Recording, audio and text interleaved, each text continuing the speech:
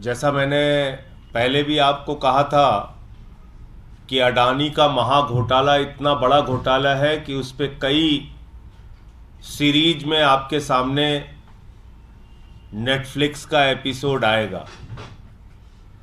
इसके पहले 4 एपिसोड मैं जारी कर चुका हूं, लेकिन आज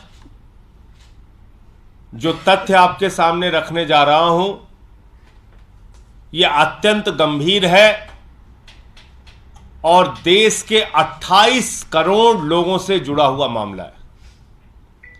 28 करोड़ वो लोग जिसके भविष्य के बारे में नरेंद्र मोदी जी की सरकार ने फैसला लिया कि तुम्हारा पैसा उठाकर पूंजीपतियों को सौंप दिया जाएगा। और यह फैसला कब लिया जाता है? 2015 में लिया जाता है। क्या लिया जाता है? सरकारी विभागों में काम करने वाले कर्मचारी जिनका प्रोविडेंट फंड का पैसा कटता है, प्राइवेट कंपनियों में काम करने वाले कर्मचारी जिनका प्रोविडेंट फंड का पैसा कटता है, वो पीएफ का पैसा उठाकर 50 कंपनियों के शेयर खरीदे जाएंगे। 50 कंपनियों के शेयर खरीदे जाएंगे। और आपको जानकर हैरानी होगी कि इसमें 2 कंपनियां, अडानी पोर्ट और अडानी इंटरप्राइजेस, ये 2 कंपनियां अडानी की हैं। और पैसा कितना लगा है आप सुनेंगे तो आपके होश उड़ जाएंगे। 1,57,000 करोड़ रुपए।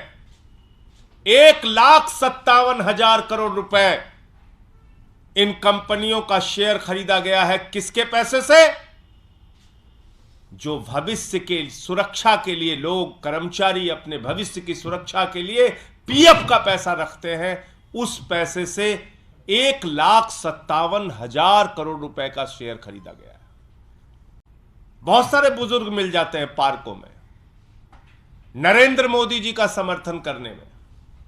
मैं आज सभी उन अंकल्स से कहना चाहता हूं, आंटी से कहना चाहता हूं, ध्यान से जरा सोचिए कि क्या हो रहा है आपके साथ। आपका पैसा उठाकर किस तरह से पानी की तरह बहाया जा रहा है। नरेंद्र मोदी जी आपके भविष्य के साथ किस तरह से खिलवाड़ कर रहे हैं, जरा सोचिए। और पार्कों में बैठिए और चर्चा कीजिए तो थोड़ी चर्चा इस पे भी कीजिए। वो सारे अंकल आंटी जो मोदी जी का नारा जोर जोर से लगाते हैं, आपका पैसा उठाकर नरेंद्र मोदी जी ने 1,57,000 करोड़ रुपए पीएफ का पैसा, इस देश के 28 करोड़ लोगों का पैसा उठाकर 50 प्राइवेट कंपनियों के शेयर खरीदने में लगा दिए। और मजेदार बात देखिए, हिंडनबर्ग की रिपोर्ट आई, सबने आगाह किया, भाई अब तो संभल जाओ, अब तो सावधान हो जाओ। हिंडनबर्ग की रिपोर्ट आ गई, बहुत बड़ा भ्रष्टाचार किया है अडानी ने। अडानी ने अपने शेयर को ओवर वैल्यू किया है, अपने शेयर की कीमतें फर्जी तरीके से बढ़ाई है, बाहर से पैसा काला धन लगा के अपने शेयर के दाम बढ़ाए हैं। उनके शेयर का वास्तविक दाम क्या है पता नहीं है। कृपा करके अब अडानी के शेयर मत खरीदो। किसने कहा? तमाम फाइनेंशियल एक्सपर्ट्स ने, तमाम अर्थशास्त्रियों ने, तमाम लोगों ने आगाह किया कि भाई ये बुजुर्गों का पैसा है, ये कर्मचारियों का पैसा है, ये इस देश के 28 करोड़ लोगों का पैसा है, इसको कम से कम अडानी की कंपनी में अब तो मत डुबाओ। लेकिन 27 मार्च को मीटिंग होती है ईटीएफओ बोर्ड की, और उस बोर्ड में जो चेयरमैन होते हैं वो होते हैं आदरणीय देश के श्रम मंत्री भूपेंद्र यादव जी। भूपेंद्र यादव जी जो देश के मंत्री हैं, वो उस बोर्ड के चेयरमैन हैं।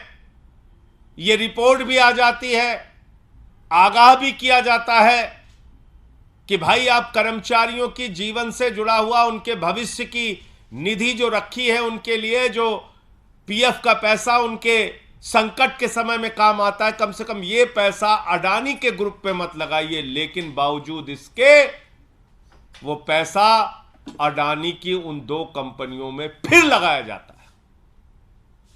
क्या प्रेम है आपका अडानी से? आप देश के करोड़ों लोगों का पैसा क्यों उठा के अडानी के ऊपर लुटा रहे हैं?